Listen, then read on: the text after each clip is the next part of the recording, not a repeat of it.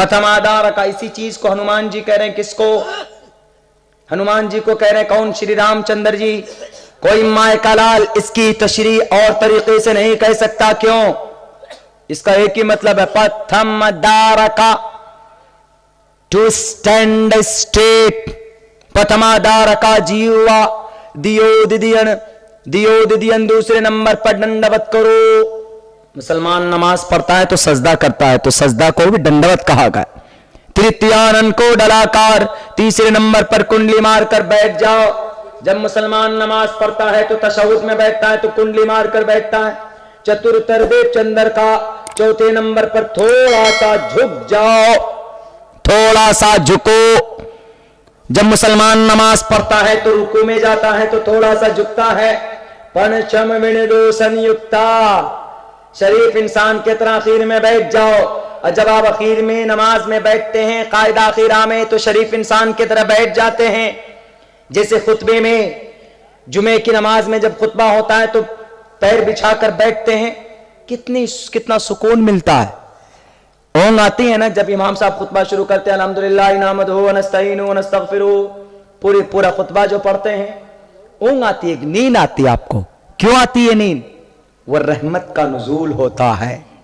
कितनों परेशानी में आप जाइए जुमे की नमाज में, खुतबा सुनिए, देखिए आपको नींद आएगी। या मस्जिद में बैठिए किसी भी टाइम, देखिए आपको सुकून महसूस होगा। क्यों? आज भी अल्लाह की रहमत की बारिश होती है। हम लोग लेने वाले नहीं हैं। गए मस्जिद में, फटाफट उल्टे सीधे वजू किया, नमाज पढ़ी, निकल गए। मेरे भाइयों, ये जो जालिम बादशाह हम पर मुसल्लत हो रहे हैं कि देश के गद्दारों को गोली मारो सालों को, और आज हम लोग जो खामोश बैठ जाते हैं, कुछ नहीं कर पाते। क्यों? क्योंकि हम अंदर से बहुत ज्यादा कमजोर हो चुके हैं, बहुत ज्यादा कमजोर हो चुके हैं। उलामा किराम का अदब और एहतराम नहीं, मदारिस की अहमियत नहीं, हर जगह पर घोटालाबाजी, हर जगह पर बदजनी, उलमा से दूरी। और माफ कीजिएगा, मैं उलमा किराम, मैं भी एक आलिम दीन हूं, बल्कि एक तालिब इल्म की हैसियत से हूं। अवाम को उलमा की बहुत सख्त आज जरूरत है। उलमा भी अपने मसनद से उठकर, मस्जिद मदरसों से उठकर अवाम के बीच जाएं, उनके समस्या का समाधान करें, उनसे मिलें, और अवाम भी उलमा किराम को अपना रहनुमा माने और उनसे पूछें, शरीयत पूछें, मिलें, ज़ियारत करें। मैं 2-3 रोज पहले एक मुफ्ती साहब, मुफ्ती इनामुल बारी साहब के पास मैं पहुंचा।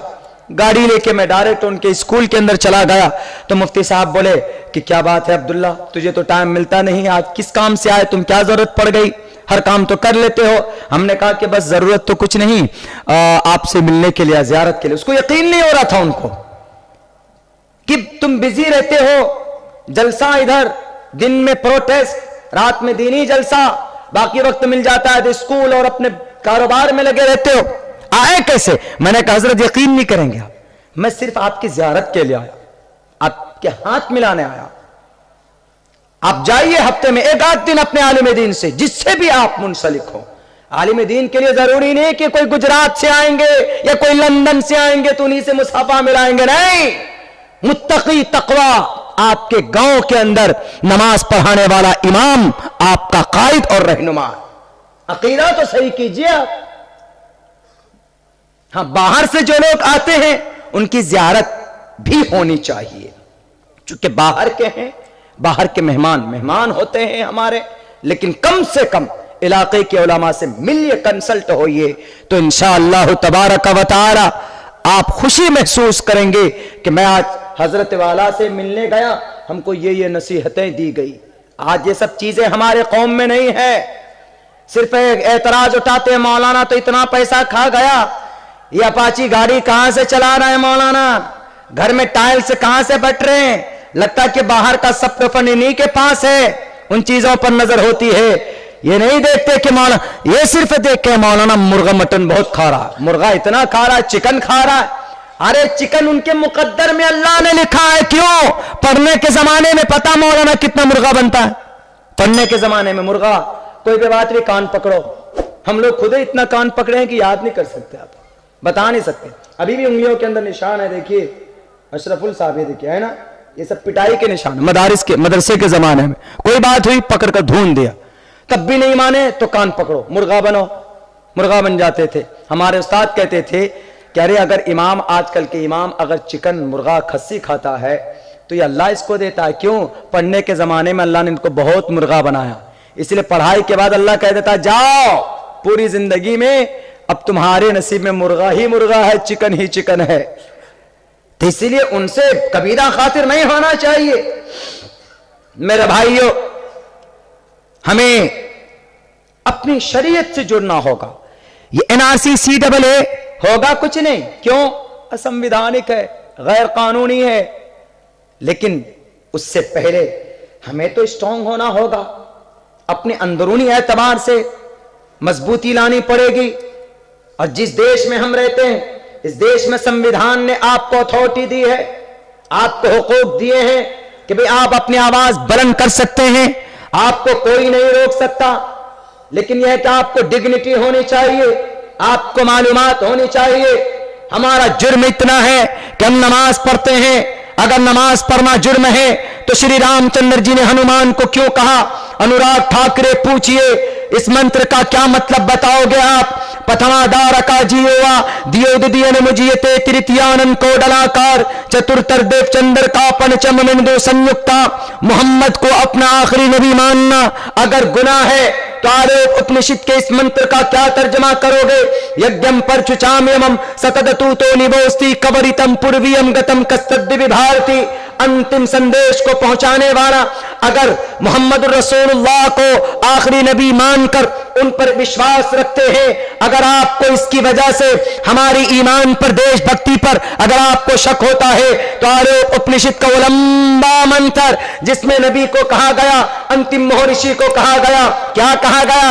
अस्मल्लाम इल्ले मित्रा वरुणा दिव्यानी दत्ता इल्लल्ले वरुणो मित्रस्तेजस कामया होतार बिंदरो महासुनिंदरो अल्लो जयस्ते श्रेष्ठम पन्नम ब्रह्मानम अल्लो रसूल महामद रकाबरसल्लो अल्लामा।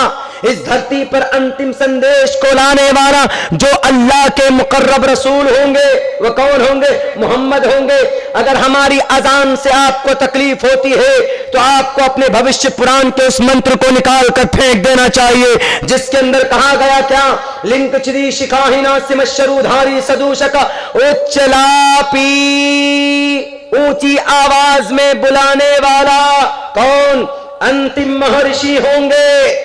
आप निकालो इस मंत्र को, क्या तर्जमा करोगे? सोनू निगम साहब, अनुराग ठाकुरे साहब, उत्तर प्रदेश के लाल बुझक्कर साहब, अजान से अगर आपको एलर्जी है, पेट में मरोड़ है, तो इस मंत्र का क्या तर्जमा करेंगे आप? उच्चलापी कौन? अंतिम महर्षि आएंगे जो इस धरती को नरक से बचाने के लिए, इंसानों को इंसानियत का रास्ता दिखाने के लिए वो भी उच्चलापी करेंगे, ऊंची आवाज में लोगों को बुलाएंगे। आज तो फजर में आजान होती है तो आपके कान में आपके बाल खड़े हो जाते हैं गुस्से से कि इन मुसलमानों को कुछ नहीं मिलता, अपने में नहीं देखते। आपके गुरु लोग भी तो मंदिर में घंटा बजाना शुरू कर देते हैं, 4 बजे राते से भगवान जी को जगाना शुरू कर देते हैं। ये सब नहीं होनी चाहिए। मस्जिद में रहने वाले अजान दें, मंदिर में रहने वाले घंटा बजाएं, चर्च में रहने वाला बेल बजाएं, कलीसियाओं के अंदर रहने वाला तबला बजाएं। नो ऑब्जेक्शन, कुछ भी नहीं होना चाहिए। हर आदमी अपने अपने एतबार से अपने धर्म के मुताबिक अमल करे। ये कौन बताता है? Freedom of convenience, article 25 Hindustan का संविधान का अनुच्छेद नंबर 25 कहता है कि जो नमाज पढ़े, जो घंटा बजाए, जो मूर्ति पूजा करे, जो बुत परस्ती करे, जो कलीसा चर्च में जाए, गौतम बुद्ध सिद्धार्थ को परमात्मा माने, महावीर जैन स्वामी को ईश्वर माने, नो ऑब्जेक्शन कर सकता। हर आदमी आजाद है, कोई किसी की आजादी को रोक नहीं सकता। कौन कह रहा है? संविधान। तुम्हारे बाप ने अपने कलाइयों के अंदर इतनी ताकत नहीं भरी है। बजरंग दल के लोगों, आरएसएस के गुंडों, तुम इस देश